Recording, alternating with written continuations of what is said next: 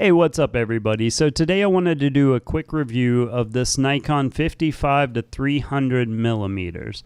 And this is a 4.5 to 5.6 G version lens with the ED. And this is built for DX sensor cameras.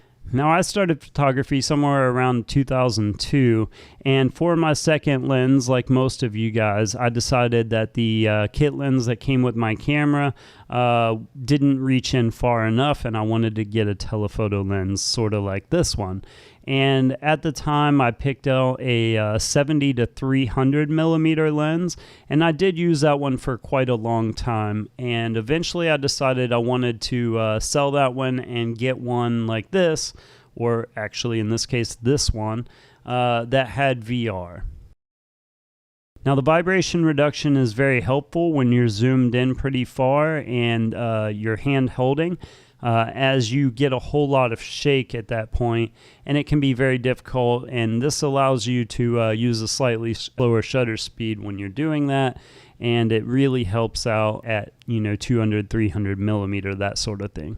Now, the main drawback to a lens like this one is that it is a slower lens, which means it allows less light into the camera, which means that you have to adjust with other camera settings, usually turning the ISO up on your camera and introducing more noise into your photo. Now, to get a faster version of a lens similar to this, you might pay $1,000 or more.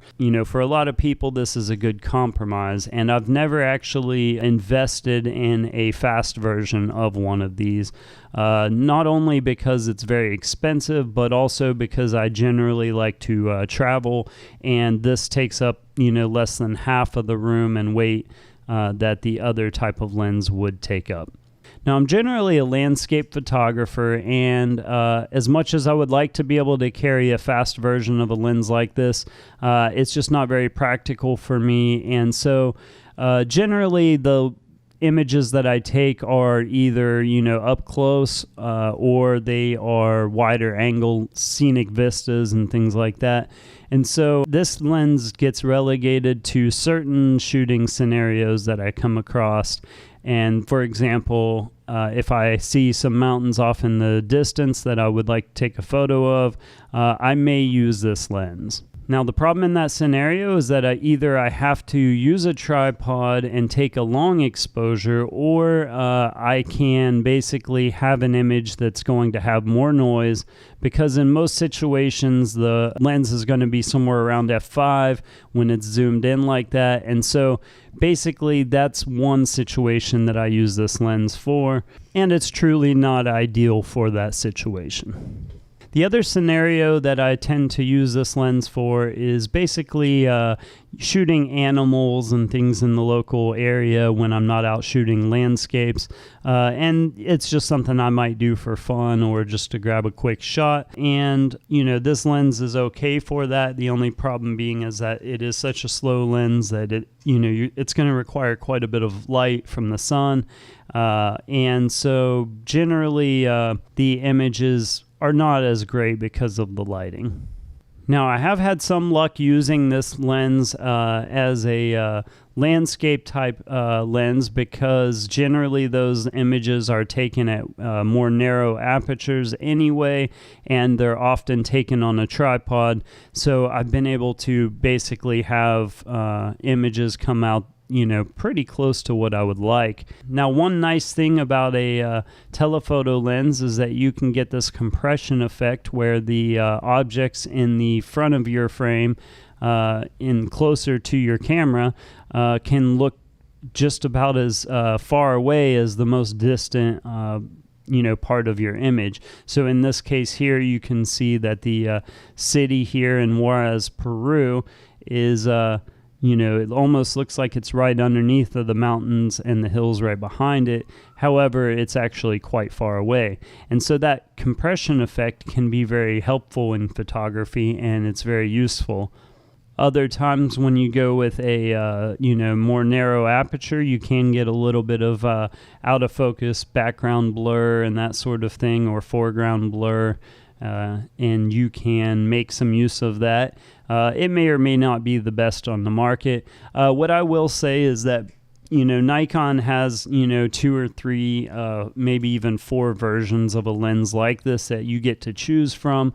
I'm not going to debate on which one's better than the next one.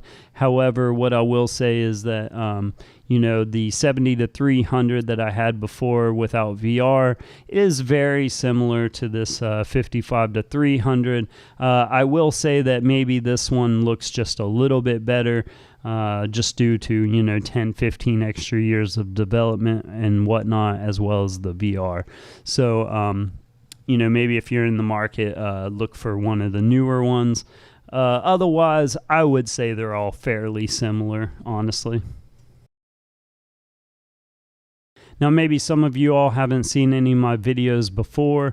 Any of my lens reviews, I don't like to get into technical things about one lens or another, and I don't talk about technical problems with lenses and things like that. What I like to do is just show you some images that are, similar to what you could expect if you were to get a lens and use it.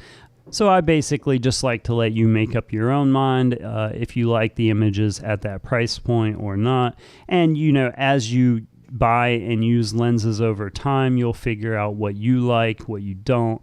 And if you're more of a technical person than I am, you might geek out on lots of information you can find online. So these are basically the only 2 times that I use this lens. Otherwise, I'll be using other types of lenses, my general purpose lens, as well as faster prime lenses, depending on what I'm trying to shoot. If I had a bunch of money, I would probably go ahead and try out one of the fast versions of a lens like this, like a 70-200 f2.8, for example. So, I'm living in Peru, and something like that is even more expensive here than it is in the US or other first world countries. So, if you want to see me make images with something like that, maybe buy some of my prints and help me out on that. All right, guys, that's pretty much all I have to say about this lens. If you have any questions about it, something I didn't touch on, feel free to ask in the comments below. Check out some of my other videos. Some of them are Nikon gear related videos, as well as some general photography videos. So if you're into that sort of thing and you want to check it out, I appreciate that. You can subscribe to the channel if that's something you're interested in, and take care, guys.